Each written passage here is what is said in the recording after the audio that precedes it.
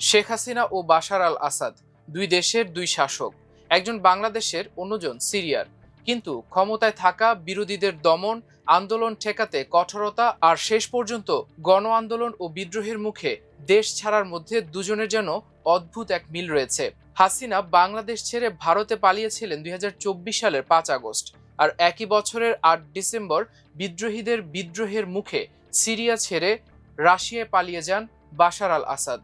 দুজনই ভেবেছিলেন শেষ মুহূর্তে পরিস্থিতি নিয়ন্ত্রণে নেওয়া সম্ভব হবে, কিন্তু বাস্তবে তা আর হয়নি। এখন সেই দুই স্বৈর শাসকের মধ্যে যুক্ত হয়েছে আরও একটি মিল। যুদ্ধ অপরাধ ও মানবতা বিরোধী অপরাধের অভিযোগে বাশার আল আসাদকে মৃত্যুদণ্ড দিয়েছে সিরিয়ার একটি আদালত। মঙ্গলবার বার্তা সংস্থা এএফপির প্রতিবেদনে এ তথ্য জানানো হয়। এর আগে বাংলাদেশে গণ অভ্যুত্থানের মুখে দেশ ছেড়ে ভারতে পালিয়ে যাওয়া হাসিনার বিরুদ্ধেও ২০২৫ সালের নভেম্বরে মৃত্যুদণ্ডের রায় ঘোষণা করে আন্তর্জাতিক অপরাধ ট্রাইব্যুনাল। সিরিয়ায় আসাদ পরিবারের শাসন শুরু হয় গত শতকের ৭০-এর দশকে। বাশার আল আসাদের বাবা হাফিজ আল আসাদ প্রায় ২৯ বছর দেশ শাসন করেন। তার মৃত্যুর পর ২০০০ সালে ক্ষমতায় আসেন বাশার আল আসাদ। ক্ষমতার শুরুতে সংস্কারের কথা বলেছিলেন তিনি।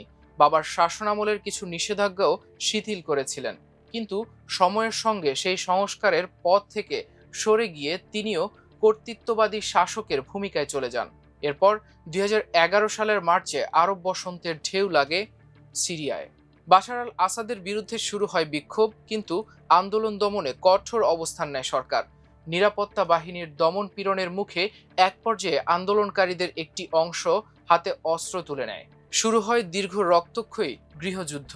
সিরিয়ায় একের পর এক অঞ্চল বাশার আল আসাদ সরকারের নিয়ন্ত্রণের বাইরে চলে যেতে থাকে। এই সংঘাতে সরাসরি জড়িয়ে পড়ে আঞ্চলিক ও বৈশ্বিক শক্তিগুলো। বাশার আল আসাদের পাশে দাঁড়ায় রাশিয়া ও ইরান। ইরানপন্থী লেবানিজ সংগঠন হিজবুল্লাহও তার পক্ষে যুদ্ধে নামে। মিত্রদের সামরিক সহায়তায় ধীরে ধীরে সিরিয়ার গুরুত্বপূর্ণ শহরগুলোর নিয়ন্ত্রণ আবারও ফিরে পান বাশার। কিন্তু ততদিনে ধ্বংসস্তূপে পরিণত হয়েছে সিরিয়ার বড় একটি অংশ। প্রায় ১৩ বছরের সংঘাতে প্রাণ হারায় ৬ লাখের বেশি মানুষ। অন্যদিকে বাংলাদেশেও দীর্ঘদিন ধরে জমতে থাকে ক্ষোভ। ২০০৮ সালের নির্বাচনে ২/৩ আসন নিয়ে সরকার গঠন করে আওয়ামী লীগ। দ্বিতীয়বারের মতো প্রধানমন্ত্রী হন হাসিনা। এরপর দীর্ঘ সময় ক্ষমতায় থাকার পথে একের পর এক আন্দোলন ও বিরোধিতার মুখে পড়ে তার সরকার। ২০১৩ সালের ৫ মে রাজধানীর শাপলা চত্বরে গণহত্যা, ২০০৮ সালের নিরাপদ সড়ক ও সরকারি চাকরিতে কোটা সংস্কারের দাবিতে শিক্ষার্থীদের আন্দোলনেও কঠোরতা দেখানোর অভিযোগ ওঠে সরকারের বিরুদ্ধে। তবে সবচেয়ে বড় বিস্ফোরণ ঘটে ২০২৪ সালে। সরকারি চাকরিতে কোটা সংস্কারের দাবিতে শুরু হওয়া আন্দোলন ধীরে ধীরে রূপ নেয় সরকার পতনের আন্দোলনে।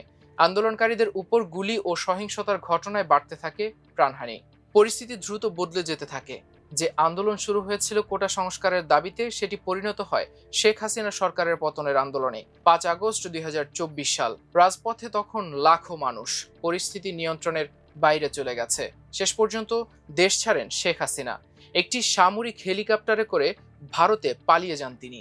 সিরিয়ায়ও প্রায় একই দৃশ্য দেখা যায় কয়েক মাস পরই। ২০২৪ সালের ২৭ নভেম্বর নতুন করে বাশার আল আসাদ সরকারের বিরুদ্ধে অভিযান শুরু করে বিদ্রোহীরা। নেতৃত্বে ছিল হায়াত তাহরির আল শাম বা এইচটিএস। বিদ্রোহীদের এই অগ্রযাত্রা ছিল এতটাই দ্রুত যে মাত্র ৪ দিনের মাথায় ৩০ নভেম্বর সিরিয়ায় দ্বিতীয় বৃহত্তর শহর আলেপ্পো তাদের নিয়ন্ত্রণে চলে যায়। এরপর ৫ ডিসেম্বর হামা এবং ৭ ডিসেম্বর হোমসের পতন হয়। বিদ্রোহীরা তখন দ্রুত এগিয়ে যাচ্ছে রাজধানী দামেস্কের দিকে। ৭ ডিসেম্বর রাতে তৎকালীন সিরিয়ার প্রধানমন্ত্রী মোহাম্মদ আল জালালির সঙ্গে ফোনে কথা বলেন বাশার। মাঠের পরিস্থিতি যে ভয়াবহ তা জানানো হয়।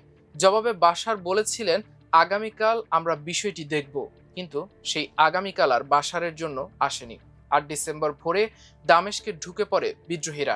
রাজধানী পতনের মুখে একটি উড়োজাহাজে করে দেশ ছাড়েন বাশার আল আসাদ। প্রথমে যান সিরিয়ার উপকূলীয় শহর লাতাকিয়ায়, পরে রাশিয়ায় চলে যান। একজন পালিয়েছিলেন ভারতে, অন্যজন রাশিয়ায়। একজনের পতন হয়েছিল গণ অভ্যুত্থানে, অন্যজনের পতন সশস্ত্র বিদ্রোহীদের হাতে। কিন্তু দুজনের ক্ষেত্রেই ক্ষমতার শেষ অধ্যায়টা লেখা হয়েছিল একইভাবে: রাজপথে জনরোষ, নিয়ন্ত্রণ হারানো এবং শেষ মুহূর্তে দেশত্যাগ। আর এখন দুজনের ভাগ্যে জুটেছে মৃত্যুদণ্ড।